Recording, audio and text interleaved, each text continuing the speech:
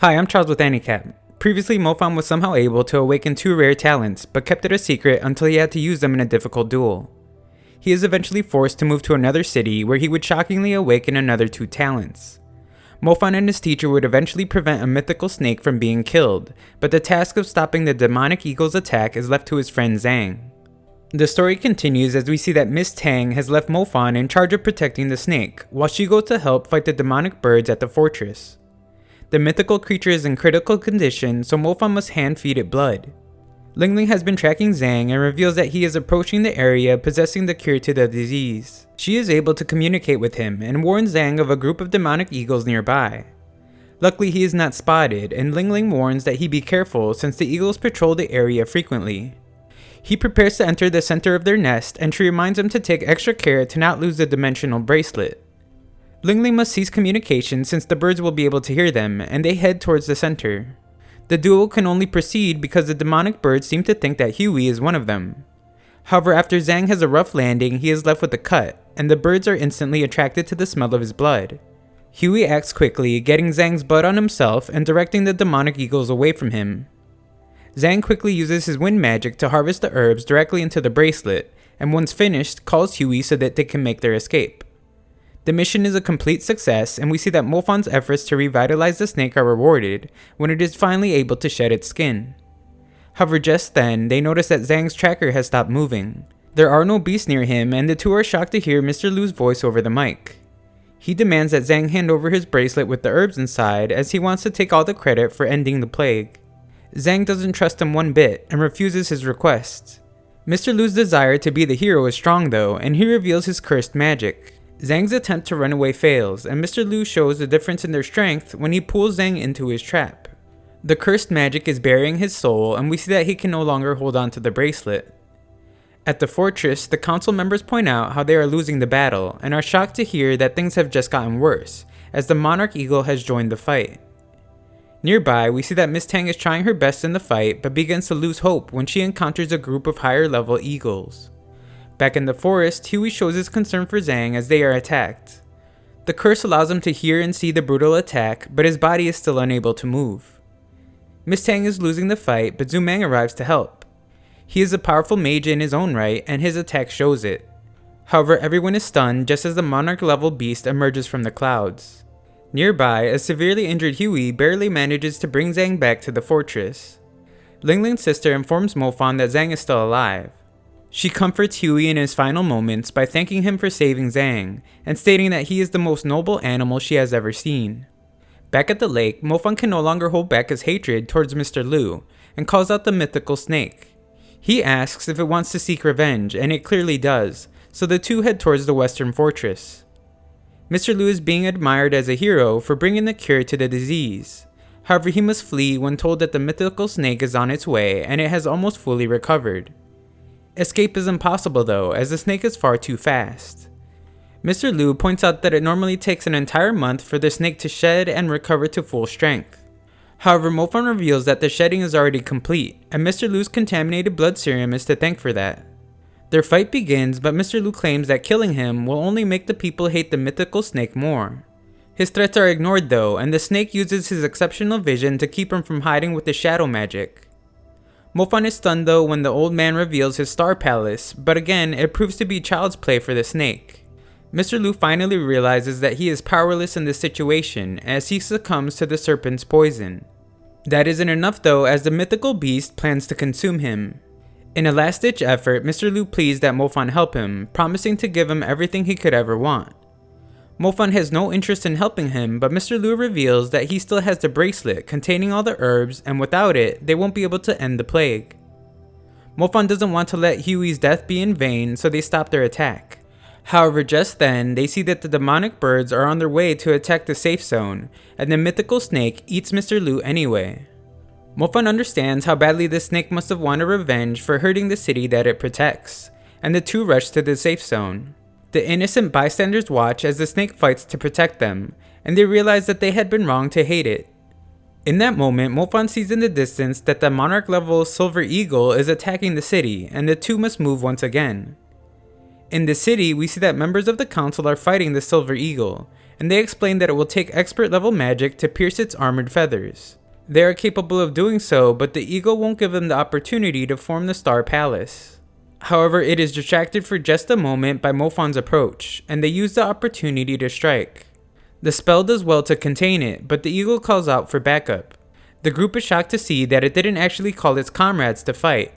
Instead, it sacrificed them so that the seal could be broken.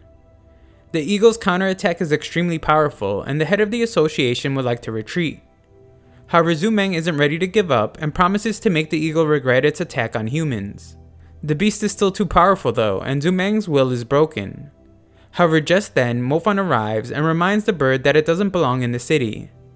The battle is taken to the sky, and Mofan makes quick work of some of the high-rank eagles.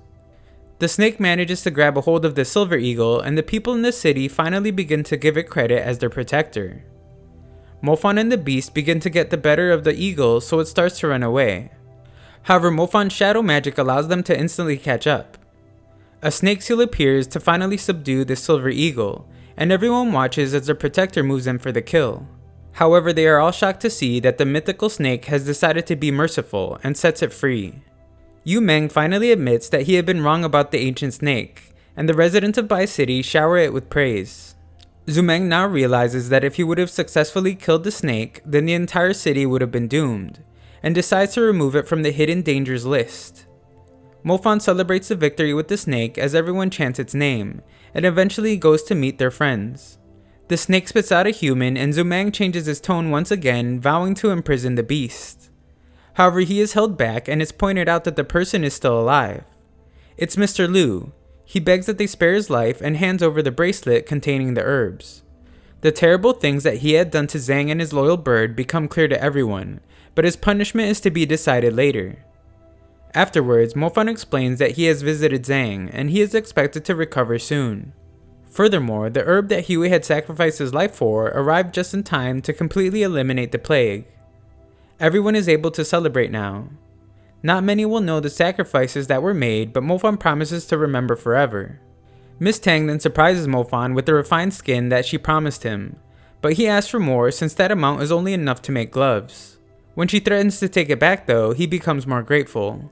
She reminds Mofan that he will have to return to the university, but thanks him for his help before he goes. Later, Mofan finally returns home to his roommates, who can't believe their eyes. Shia thought that he had died in Jinlin City, and Mofan explains that he had to come back to life to see her nice figure one last time. She wonders if he is a ghost, and perhaps she has even awakened the undead talent. She asks that Mu not interrupt her, but doesn't realize she dropped her towel. They are glad to see he is okay though, and Mu explains that she always knew, since the bad ones never die so easily. Mofan explains that he is glad to see Mu as well, and everyone can finally be at ease. We see that there is a grand celebration for Mofan's return, but it is short-lived when it is revealed that he was just daydreaming. Moments later, a man mocks the ladies about losing a fight earlier, and Mofan mistakenly thinks he was talking about him. His big brother Dongfeng arrives, and the man wants him to teach Mofan a lesson. However, Dongfeng is familiar with Mofan's abilities, and the two leave quickly. Mofan explains that he doesn't remember him at all though, since so many have lost to him in battle. Nearby, Dongfeng strikes his brother and tells him that now is not the time to take Mofan down. Later, he goes to meet the university director, who takes the blame for not being around to protect Mofan from Mr. Liu. He goes on to explain that he has decided to reward Mofan for when he protected the students during the practical. However, he can't decide on a reward and asks Mofan what he wants. His request is simple: he would like to be moved to the fire element class since there are more people there, and it will be more fun. The director agrees and explains that he will recommend that Mofan be added to the national team so that he can participate in the world tournament. Miss Tang has recommended him as well, and the director simply asks that he not cause too much trouble. Later, Mofan returns to his hunter club, and Bao expresses his disappointment in Mofan's poor attendance. Mofan says that he would like to have armor made out of some snakeskin, and Bao explains that it is very costly. However, that won't be a problem since plenty of work has piled up since he left. All the jobs are too easy, but Bao says he will contact the best smith he knows if Mofan does them. The jobs are a bit beneath what he has gotten used to, and he completes them quickly. Mofan can't help but notice how low he has fallen after doing these jobs, and realizing he has no presence at the school either. The next day, Mofan attends the fire element class for the first time, and it is explained that their ranks will be announced that day. Those with a higher rank will receive more resources to progress faster. They then begin to mock Mofan as they think he had to transfer classes because he couldn't even keep up in the laziest class in the school. They think it's unfortunate that he ended up changing to the fire class since it's way too competitive for him. Mofan notices how wealthy a girl is, and her friend explains that he wouldn't even have a chance in his dreams. He refuses to change seats since he was there first, and she threatens him by revealing she is ranked in the top 300 in the fire class. Her friend tells her to stop, and Mofan is amazed to see how calm she is. The professor arrives, calling Mofan out for transferring classes so close to the end of the term. He explains that he doesn't accept idiotic students that drift between majors without a shred of commitment. Mofan reveals that if he's being honest, the fire campus has been a bit disappointing, pointing out how the professor said he doesn't accept trashy students, but the class is actually full of them. The professor states he has never had such an arrogant student before and wants him to prove how powerful he is. There are 1,149 students in the class. The professor calls on a girl who is ranked last and the guy who is ranked first. The students laugh as he points out the difference between them, and explains that the list is the cruel result of countless clashes between all the students. The professor explains that he will start Mofan at rank 100 so that he can watch him let it slip through his fingers. Mofan is confused about why the chimp of a professor would give him such a high rank, and Zindli explains that it's actually a pretty bad spot to be in. A high rank is only good if he is able to protect it from the hordes of students waiting to fight him. That's because the winner gets to swap rankings with the loser. However, this means that everyone with a higher rank than him won't want to fight him, since they have nothing to gain. Mofan makes an attempt to befriend the quiet girl, but is again stopped. That night, Mofan shows his roommates the magic accelerator he received for being rank 100, and they explain that he will get another fire element tool if he can get above rank 50. Mofan wonders how fast his training speed would be if he used those tools inside the 3-step tower. Mu reveals that he will be able to train there above rank 50 as well, but all those students are extremely rich. Mofan is determined to get there though, and prepares for his next journey. Thank you for watching part 20. Full-Time Magister Season 6 is supposed to air sometime this year, so I'll continue the series then. Making this series was a lot of fun, and I appreciate you guys liking it so much.